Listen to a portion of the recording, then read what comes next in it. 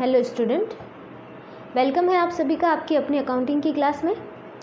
आज के हमारे इस वीडियो लेक्चर में हम असेसमेंट ऑफ फर्म से रिलेटेड प्रैक्टिकल क्वेश्चन करेंगे, जिसमें हम फर्म के कंप्यूटेशन ऑफ टोटल इनकम के बारे में देखेंगे कि फर्म की टोटल इनकम कैसे कैलकुलेट की जाती है और फर्म की टैक्स लायबिलिटी कैसे कैलकुलेट की जाती है। तो ये दोनों ही चीज़ें हम एक क्वेश्चन के थ्रू देखेंगे, ठीक है। तो देखिए, मैं एक क्वेश्चन लेके आई हूँ, तो क्वेश्चन हम ध्यान से एनालाइज करते हैं। देखिए क्वेश्चन क्या कह रहा है, 31 मार्च 2020 को समाप्त होने वाले वर्ष के लिए एक व्यावसायिक साझेदारी फर्म का लाभ हानि खाता निम्नलिखित प्रकार है। The profit and loss account of the business partnership firm for the year ended on 31 March 2020 is as under. ठीक है, आपको 31 मार्च 2020 का फर्म का P&L दे रखा है, ठीक है, प्रॉफिट एंड लॉस अकाउंट दे रखा है, जो कि 31 मार्च 2020 की एंडिंग को बनाया गया था। तो देखिए, इसमें हम एक बार क्रेडिट साइड को देखते हैं। हमें सेल्स दे रखी है, रेंट ऑफ हाउस प्रॉपर्टी दे रखी है, ठीक है। अब ये देखिए, रेंट ऑफ हाउस प्रॉपर्टी दे रखी है, तो ये तो फर्म की बिजनेस की इनकम नहीं हो सकती, क्योंकि ये किसकी इनकम है, हाउस प्रॉपर्टी की इनकम है, ठीक है। इसका भी हम ध्यान रखेंगे कि इसे हमें कहाँ कंसीडर करना है। फिर इंटरेस्ट ऑन सिक्योरिटीज़ ग्रॉस करके दे रखा है, तो ये भी कोई बिजनेस की इनकम नहीं है, क्योंकि इंटरेस्ट ऑन सिक्योरिटी भी कौन सी होती है, अदर सोर्स की इनकम होती है, ठीक है। तो इनकम में दो इनकम हमें ऐसी मिल गई जो कि बिजनेस रिलेटेड नहीं है, तो ये हमें ध्यान रखना है। फिर देखते हैं हम आगे। यहाँ पे देखिए, हमें डेबिट साइड में कॉस्ट ऑफ गुड्स सोल्ड दे रखा है, जो कि बिजनेस से रिलेट करता है। रेम्यूनरेशन टू पार्टनर, अब देखिए रेम्यूनरेशन टू पार्टनर, अब इसे हमें किस तरीके से कंसिडरेशन में लेना है वो हम देखेंगे।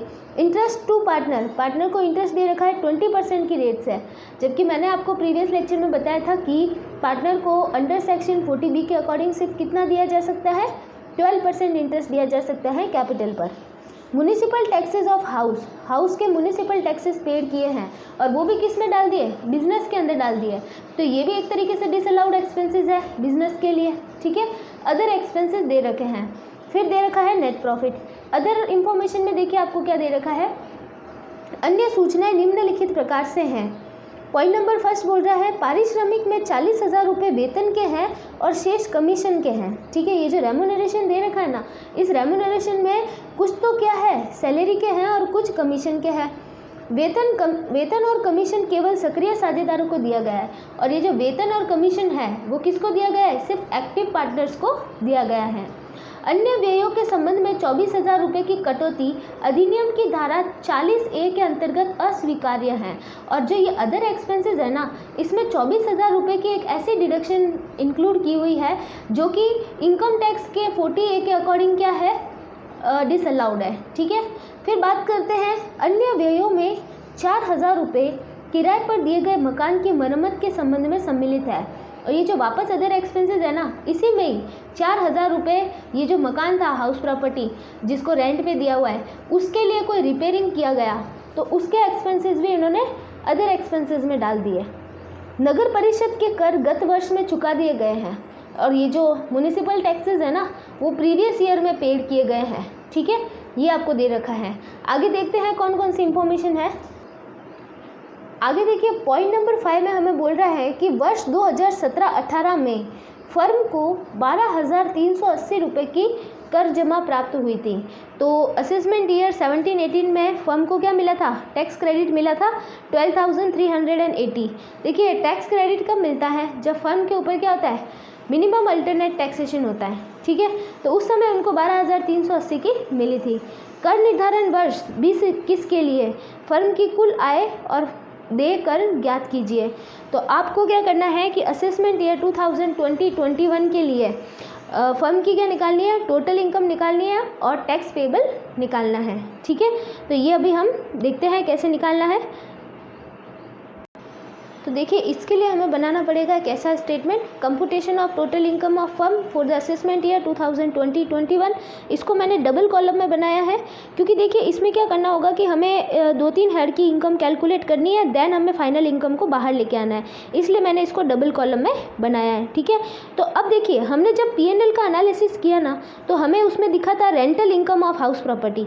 तो देखिए, rental income of house property उन्होंने P&L में डाल रखी। इसका मतलब ये है कि उनके पास अपनी एक हाउस प्रॉपर्टी है, जिसको उन्होंने क्या दे रखा है, किराए पर दे रखा है फर्म ने। तो हमें उस हाउस प्रॉपर्टी की इनकम को यहाँ पे लिखना होगा। तो सबसे पहले हेड में हम क्या लेते हैं, हाउस प्रॉपर्टी की इनकम, देन हम कैलकुलेट करेंगे किसकी, बिजनेस प्रोफेशन की इनकम। ठीक है, तो देखिए सबसे पहले मैं यहाँ पे लिखती हूँ income from house property, income from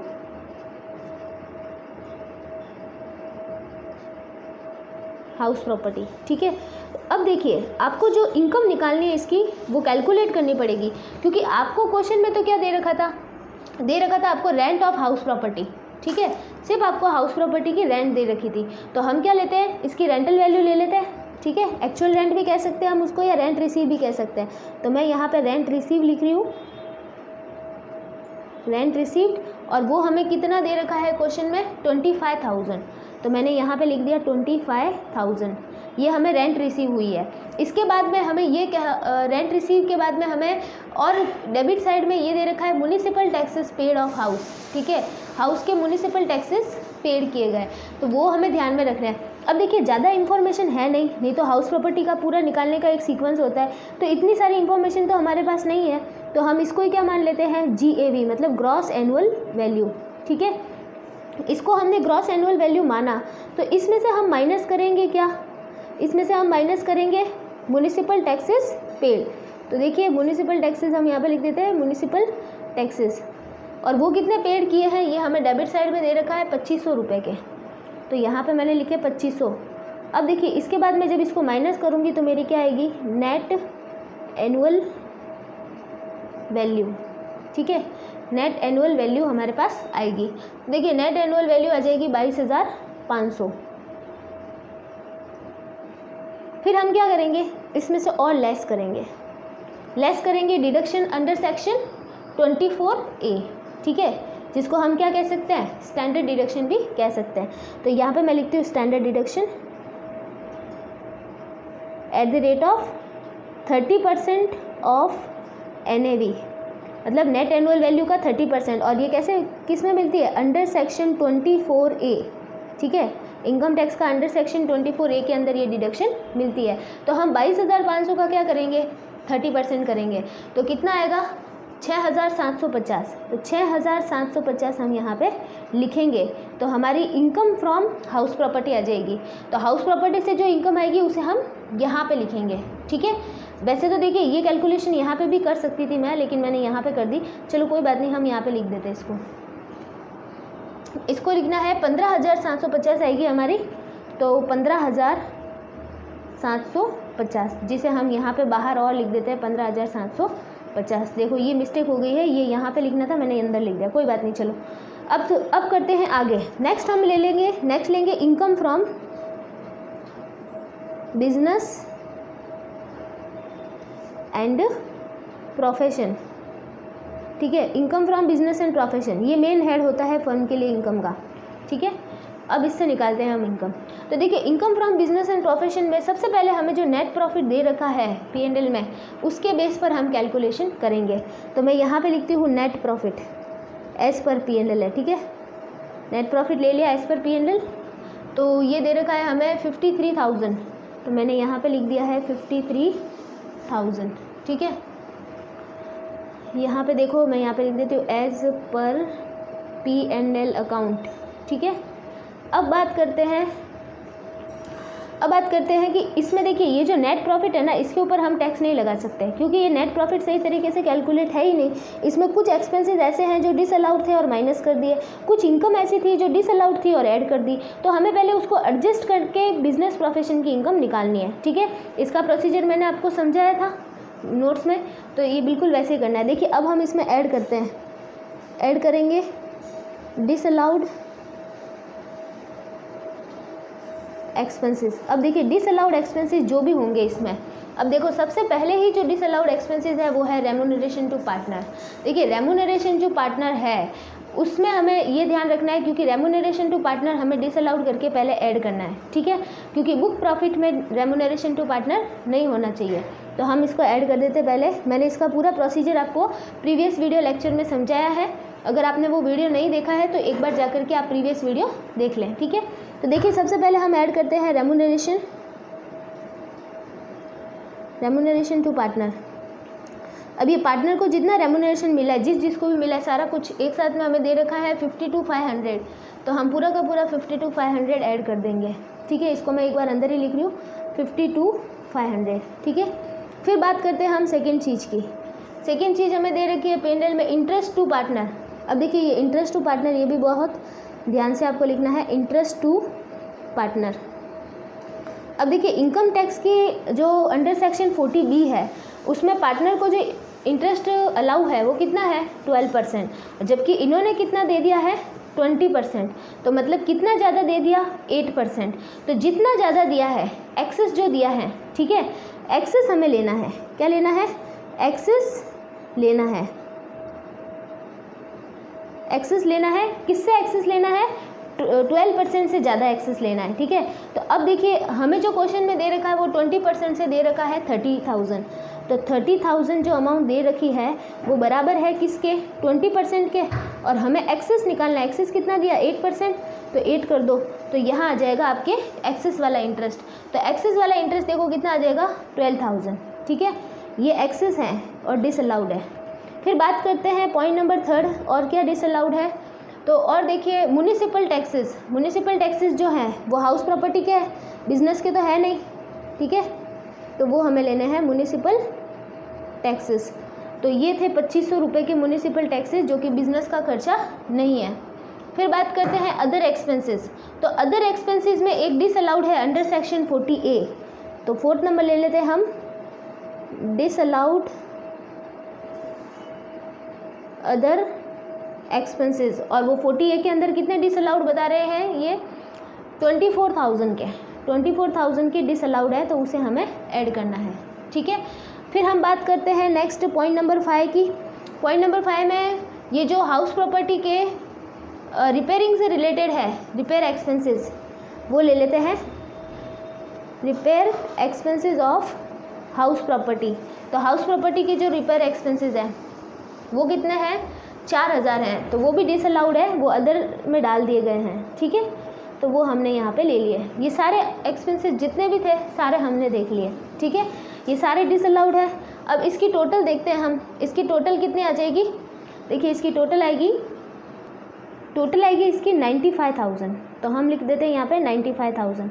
95,000 को ऐड करेंगे हम 53,000 के साथ में, ये आ जाएगा 1,48,000। ठीक है, तो ये हमारे आ गए हैं डिसअलाउड एक्सपेंसेस, सारे हमने लिख दिए। अब हम बात करते हैं कुछ इनकम भी इसमें ऐसी है जो डिसअलाउड है। ठीक है, तो वो इनकम भी हमें ऐड करनी है। एक बार मैं इस स्टेटमेंट को थोड़ा लंबा कर देती हूँ। अब देखिए हम लेस करते हैं इसमें डिसअलाउड इनकम। तो लेस ले लेते हैं हम,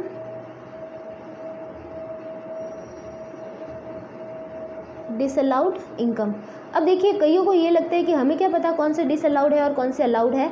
तो देखिए इसमें एक्चुअली ऐसा होता है कि जनरली जो हमारे बिजनेस में जो एक्सपेंसेस नहीं हो सकते या जो इनकम हमारे बिजनेस से रिलेट नहीं करती हो, वो सारे के सारे डिसअलाउड होंगे। ठीक है, कुछ पर्सनल एक्सपेंसेस हो गए, दूसरी हेड की इनकम के एक्सपेंसेस हो गए।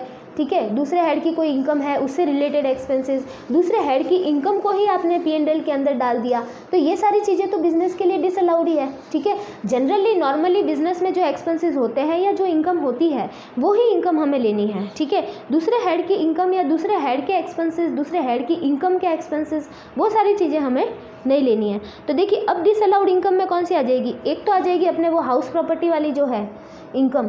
ठीक है, रेंट ऑफ हाउस प्रॉपर्टी, ये भी डिसअलाउड है बिजनेस के लिए। तो पहला हम ले लेते हैं rent of house property.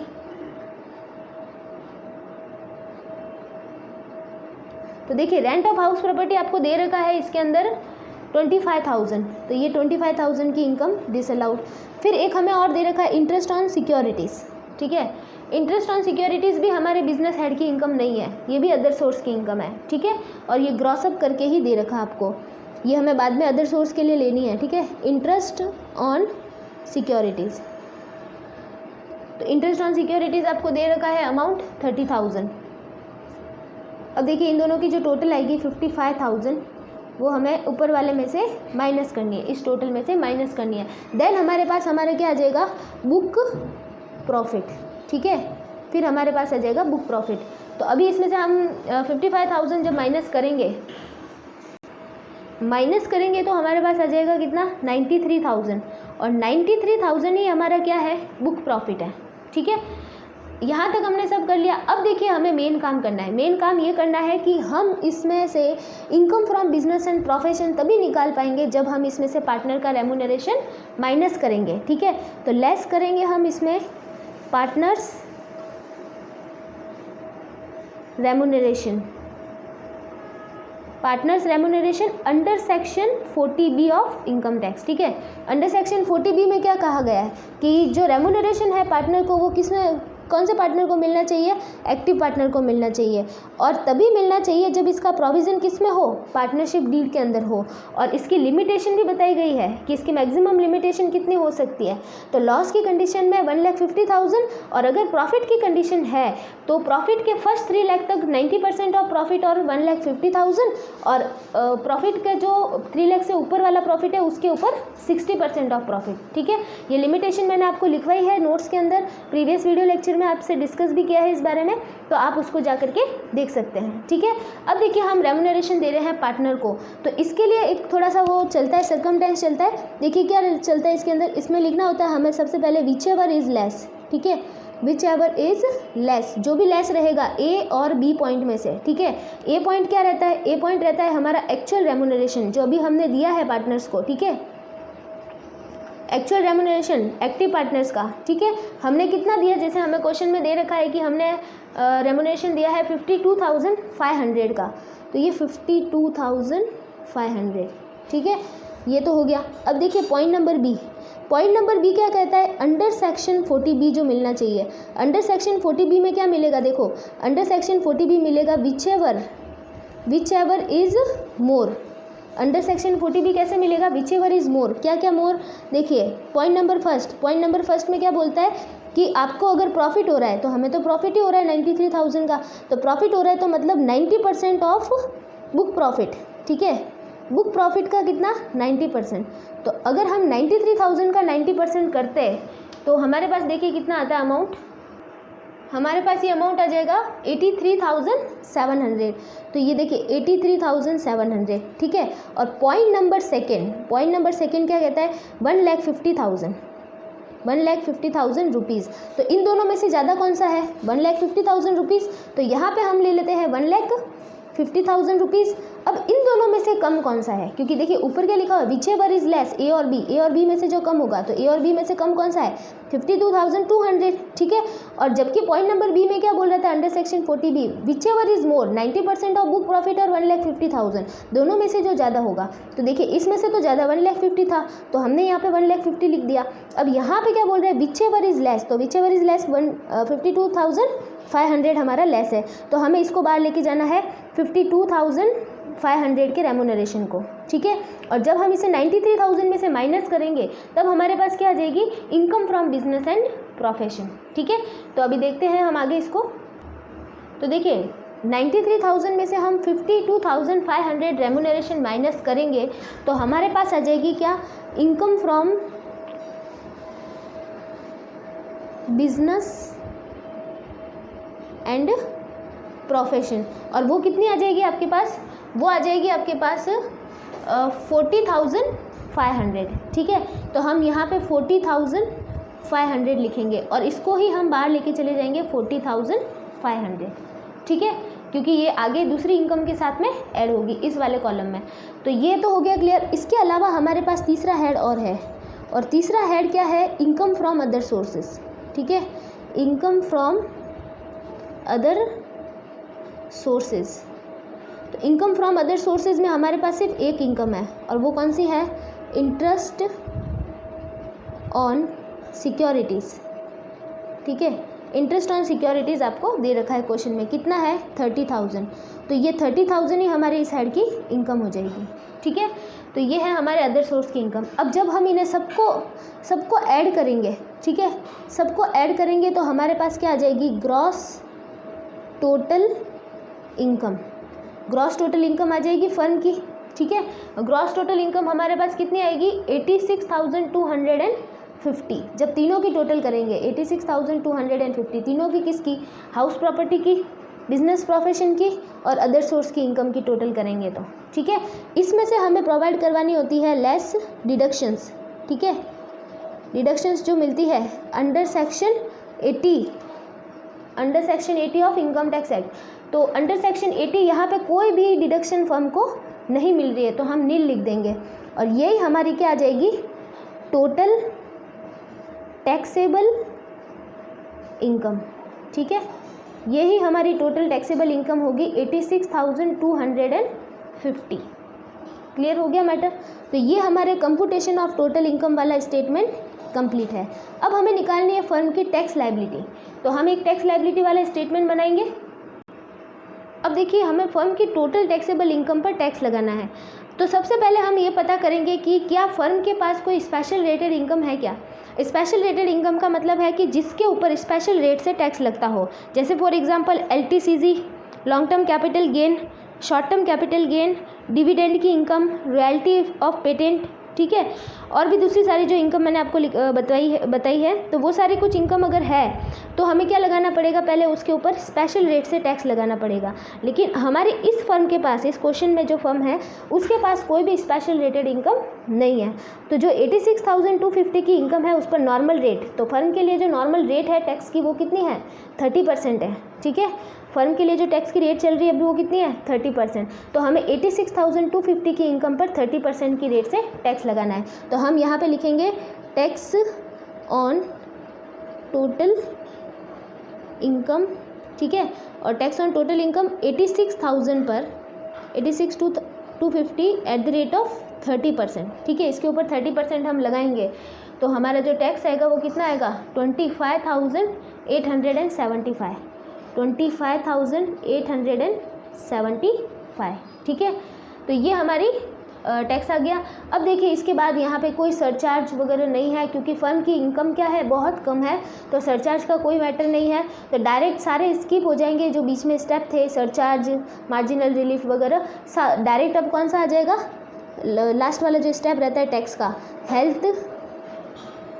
Health and education शेष, ठीक है। और वो कितने परसेंट की रेट से लगता है, 4% की रेट से लगता है। इस अमाउंट पे लगेगा ऑन 25,875 पे, ठीक है।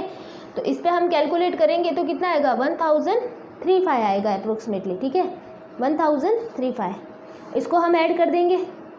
ऐड करने के बाद ये आ जाएगा 26,910, 26,910 ये आ जाएगी फर्म की क्या, टैक्स लायबिलिटी। क्या आ जाएगी, टैक्स लायबिलिटी, ठीक है। तो ये टैक्स लायबिलिटी तो हमने निकाल दी। अब इसके बाद अगर हमें टैक्स पेबल निकालना है, ठीक है, तो इसमें से हमें लेस करना पड़ेगा TDS। क्या लेस करेंगे हम, TDS। और TDS किस पे पेड क्या होगा, ऑन इंटरेस्ट ऑन सिक्योरिटीज़। जो सिक्योरिटीज़ का इंटरेस्ट है उसके ऊपर पेड क्या होगा, ठीक है। तो देखिए, सिक्योरिटीज़ का इंटरेस्ट है 30,000 और जो इंटरेस्ट है उसके ऊपर TDS की रेट कितनी रहती है, एट द रेट ऑफ 10%। तो इसके ऊपर 10% पेड किया होगा पहले से जब ये इंटरेस्ट रिसीव हुआ होगा, तो 3,000 लगभग इन्होंने TDS पेड किया होगा, ठीक है। तो वो हम माइनस करेंगे तो हमारे यहाँ पे क्या आ जाएगा, टैक्स पेएबल, ठीक है। अगर माइनस में आता है तो टैक्स रिफंडेबल। तो ये कितना हो जाएगा हमारे, देखिए ये आ जाएगा 23,910, ठीक है। अब इसमें अगर हम टैक्स क्रेडिट का एडजस्टमेंट करना चाहें तो वो भी कर सकते हैं, पर उसके लिए हमें फर्म की क्या निकालनी पड़ेगी, मिनिमम अल्टरनेट टैक्सेशन करना पड़ेगा, ठीक है, फर्म का। तो इसलिए हम इसमें से टैक्स क्रेडिट माइनस नहीं कर रहे हैं, तो ये आपके क्या आ जाएगा, टैक्स पेएबल आ जाएगा। इसको राउंडेड ऑफ भी नहीं करना है क्योंकि ये 10 के मल्टीप्लायर में ही है, ठीक है। तो ये था आपका टैक्स पेएबल और टैक्स लायबिलिटी फर्म का, ठीक है। बाकी के जो क्वेश्चन है वो हम नेक्स्ट वीडियो लेक्चर के अंदर डिस्कस करेंगे। Okay, thank you so much.